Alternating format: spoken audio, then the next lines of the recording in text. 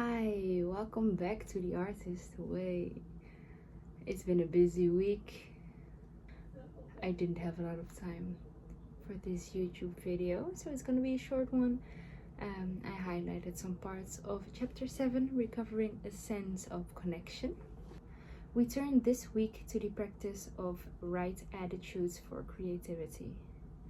The emphasis is on your receptive as well as active skills. The essays, exercises, and tasks aim at excavating areas of genuine creative interests as you connect with your personal dreams. There are many ways to connect with our personal dreams, and one of the exercises is by making a kind of mood board. I'm planning on making more of those Pinterest boards to visualize what I would like my life to look like, but also the luxuries I want in my life and I could try to manifest. Of course, talking with other people about what we want is another way to get in touch with our personal dreams. A nice way of exploring ideas is also by asking other people what their dreams are, to open up conversations as well. Some people might think those questions are deep, but I think a lot of people would love to answer that question. And it's also lovely to help people dream a bit more, right? It's nice. Sometimes you need this push to think about other things than just the day-to-day or the musts in life.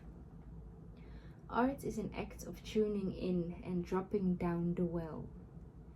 It is as though all the stories, painting, music, performances in the world live just under the surface of our normal consciousness, like an underground river.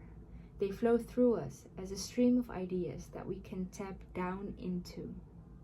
This chapter gives a lot of metaphors of how we can look at creativity and how we can more naturally tap into it as well.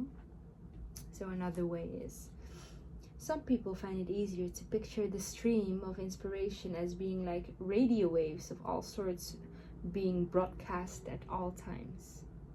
And I saw a TikTok of a woman saying this as well about spirituality, that it's a radio frequency. You have to tune in or you're just tuned out. And I say, within quantum physics, probably I haven't studied it, but everything is energy and a frequency. And creativity, or maybe abundance, is a frequency you can tap into as well. With practice, we learn how to hear the desired frequency on request. We tune into the frequency we want. Another part of the chapter talks all about perfectionism, which resonated with me a lot as well. The perfectionist writes, paints, creates with one eye on her audience. Instead of enjoying the process, the perfectionist is constantly grading the results. I might do this a bit as well, and by doing this one YouTube video a week and this one TikTok a day, I am beating this problem of perfectionism, because I just know my work's not always great, and it doesn't have to be. It's not even for the public as much as it is more for my comfortability with it, for me to get comfortable with putting myself out there. To the perfectionist, there is always room for improvement. The perfectionist calls this humility. In reality, it's egotism. It is pride that makes us want to write a perfect script, paint a perfect painting, perform a perfect audition monologue. A quote by Paul Gardner: "A painting is never finished. It simply stops in interesting places." And that just tickles me, because I also have the tendency to nitpick at everything I do, I create, as if it's not good enough yet, but also not knowing what would make it better, in whose eyes will it be better anyways.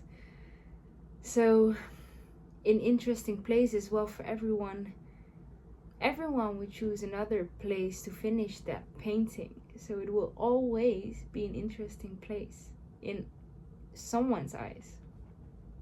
An extremely normal part in creativity and in creating is letting go. Letting go of the idea of what you thought it should have been, or letting go of perfectionism, letting go of what you think other people would want to see or hear. We have all heard that the unexamined life is not worth living, but consider too that the unlived life is not worth examining. The success of a creative recovery hinges on our ability to move out of the head and into action. This brings us squarely to risk. Most of us are practiced at talking ourselves out of risk. We are skilled speculators on the probable pain of self-exposure. I highlighted this part because I am a great talker. I'm great at talking my way out of things. I love having discussions, and I was even in sales for a couple of years, and I did pretty well. But I think I'm not so scared of risk. To every person, something risky is something different.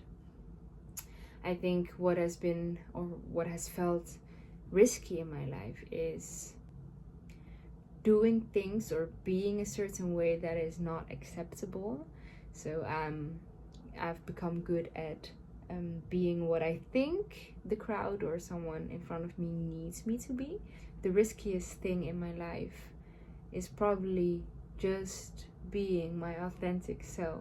And now that I'm doing it, it's not that risky. It is even more safe than ever.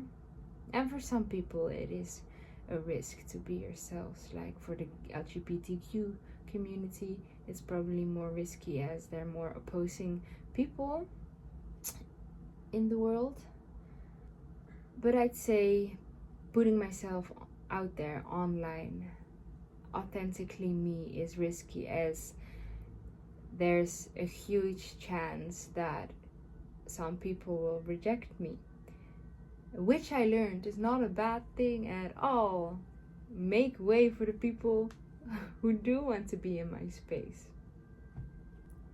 Once we are willing to accept that anything worth doing might even be worth doing badly, our options widen. And that just helps. It just helps. You don't have to be perfect at things you do.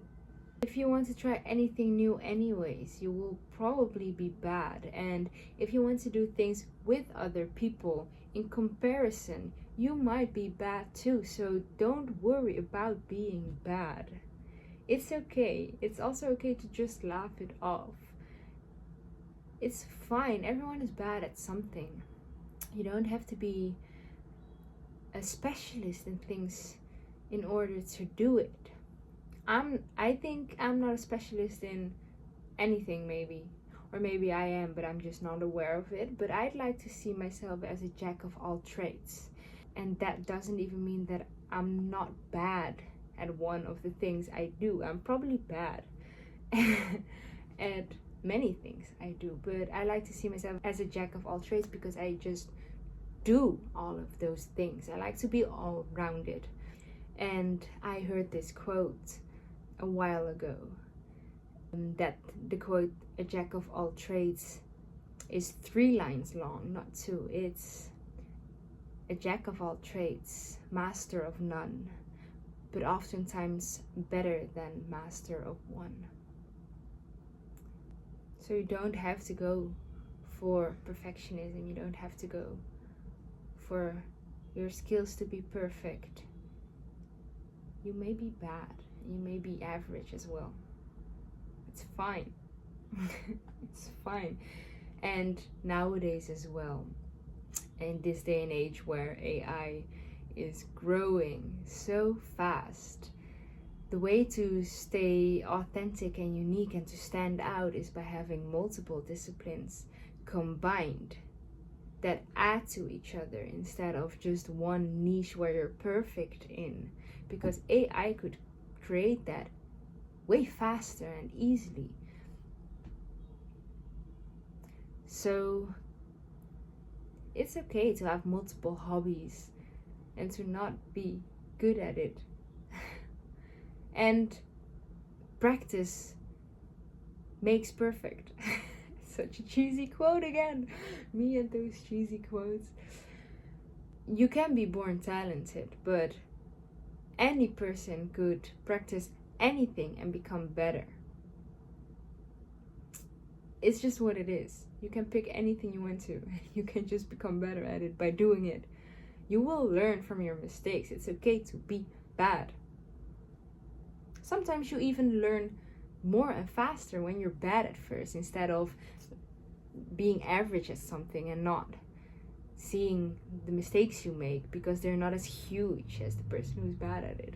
Sometimes companies want people who come fresh out of school instead of people with experience, because the people with experience, they need to unlearn things before they can learn the new way of working.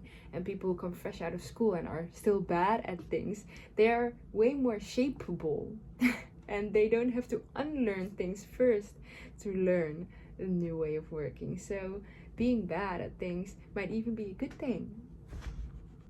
A quote by Leigh Brown: "Shoot for the moon. Even if you miss it, you will land among the stars." Yeah, I am shooting for the moon. The last part of this book is a lot about jealousy, and I touched on this topic last week as well when I was talking about anger and how jealousy is a map to your desire. And in this chapter it says exactly the same. So yeah, confirmed. Jealousy is always a mask for fear. Fear that we aren't able to get what we want. Frustration that somebody else seems to be getting what is rightfully ours, even if we are too frightened to reach for it. Desire, in a nutshell. A quote by Keshe van Nair: "With courage, you will dare to take risks. Have the strength to be compassionate and the wisdom to be humble. Courage is the foundation of integrity." That's something new I learned. I love that quote. With courage, you will dare to take risks. Have the strength to be compassionate. Because sometimes it's hard to be compassionate because you want to validate your own reality, right? When you feel something, you in discussions with other or with opposing views, you just not always seem to want to step in the other person's shoes. You don't want to be compassionate about their reality because it sometimes feels like it's invalidating yours. So it takes courage to do so. And with courage, you will have the wisdom to be humble. Yeah, there are people out there. I am also one of those people. With wisdom, there also comes this ego of I know things, I know more than others, and that could be a huge ego. And when you also find the courage, you will set aside your ego and be more humble.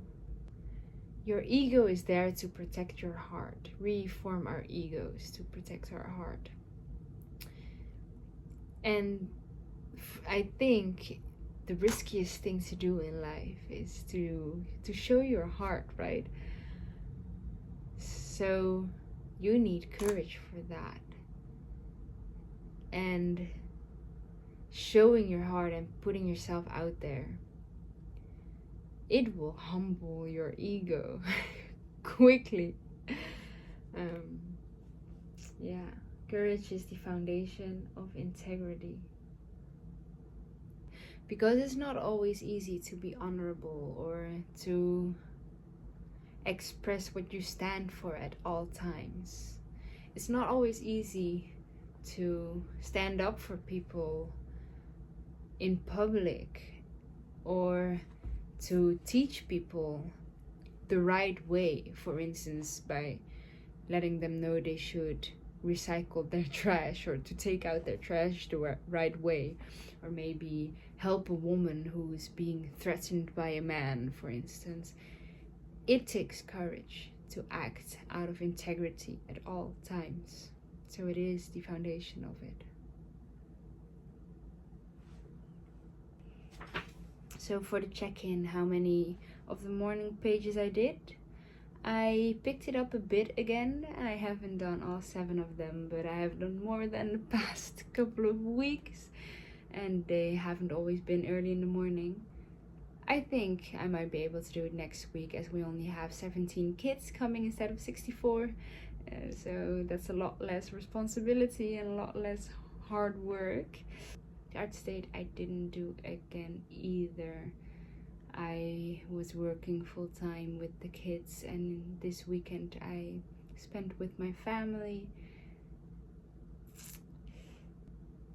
But I have been taking a lot of time off for myself, because being surrounded by all those kids all of the time, it's tough. So I have taken time to just read the book, or just go for a little walk, or sit on the beach just listening to the sounds of nature. So I'd say I've had more mindful and still moments last week than the 2 weeks before that, and I'm planning on taking myself on a date again this week. I'm just not quitting trying. I'm not a quitter. I'm just gonna try again and again and again and again and again and again, and I'm gonna finish this book, and I'm gonna finish a YouTube video every week. So next week we'll be recovering a sense of strength. See you then. Bye.